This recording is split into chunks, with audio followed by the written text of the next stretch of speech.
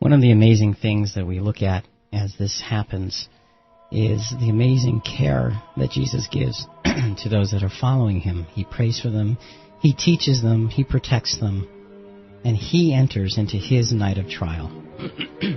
We read from John 18 and Luke 22. First they took him to Annas, who was the father-in-law of Caiaphas, the high priest that year.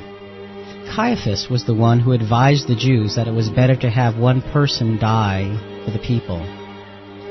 Simon Peter and another disciple followed Jesus. Since that disciple was known to the high priest, he went with Jesus into the courtyard of the high priest. But Peter was standing outside at the gate. So the other disciple, who was known to the high priest, went out, spoke to the woman who guarded the gate, and brought Peter in. And when they had kindled a fire in the midst of the court, and he had sat down together, Peter sat in the midst of them. And a certain maid, seeing him as he sat in the light of the fire, and looking steadfastly upon him, said, "This man was also with him." But he denied, saying, "Woman, I know him not." Then the high priest questioned Jesus about his disciples and about his teaching, and Jesus answered him.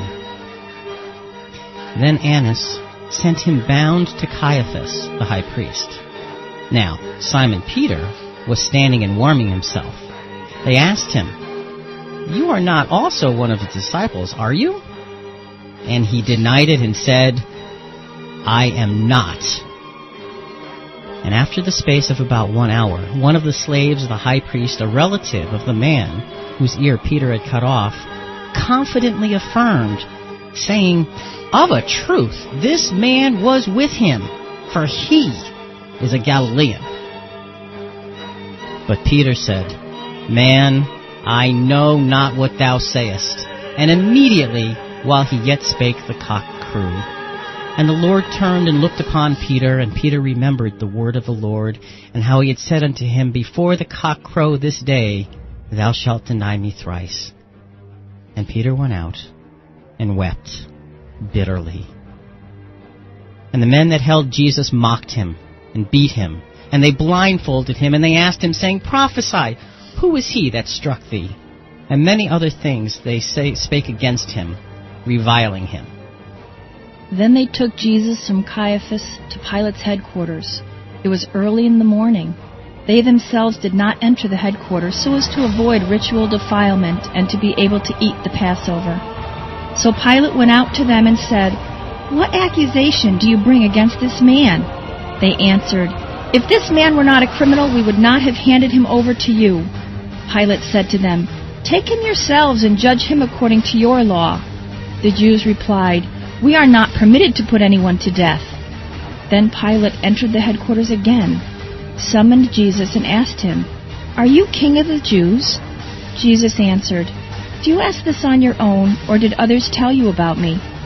Pilate replied, "I am not a Jew, am I? Your own nation and the chief priests have handed you over to me. What have you done?" Jesus answered, "My kingdom is not from this world. If my kingdom were from this world, my followers would be fighting to keep me from being handed over to the Jews. But as it is, my kingdom is not from here." Pilate asked him, "So you are a king?" Jesus answered, "You say that I am a king. For this I was born, and for this I came into the world, to testify to the truth. Everyone who belongs to the truth listens to my voice." Pilate asked him, "What is truth?"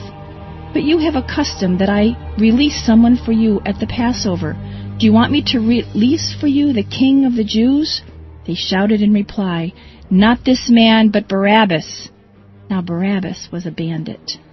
We continue in John 19. Then Pilate took Jesus and had him flogged. And the soldiers wove a crown of thorns, and they put it on his head. And they dressed him in a purple robe.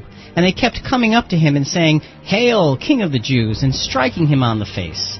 Pilate went out again and said to them, "Look, I am bringing him out to you to let you know that I find no case against him." So Jesus came out, wearing the crown of thorns and the purple robe. And Pilate said to them, "Here is the man." When the chief priests and the police saw him, they shouted, "Crucify him! Crucify him!"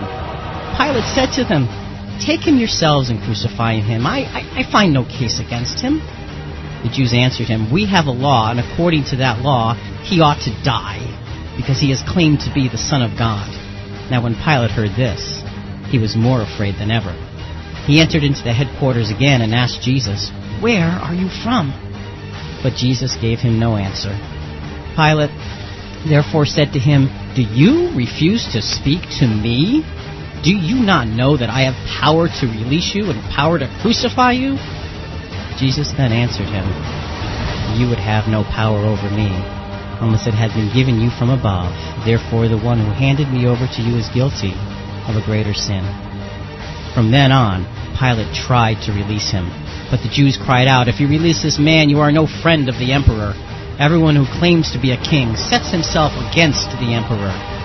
And when Pilate heard these words, he brought Jesus outside and sat on the judge's bench at a place called the Pavement, or in Hebrew, the Batha.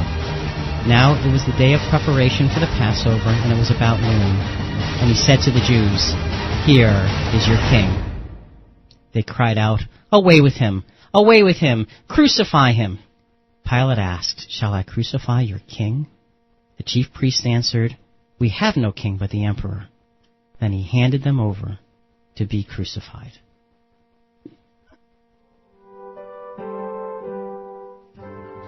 This is Rick and Vicky with Christian Questions on WXLM. We'll be back in just one moment.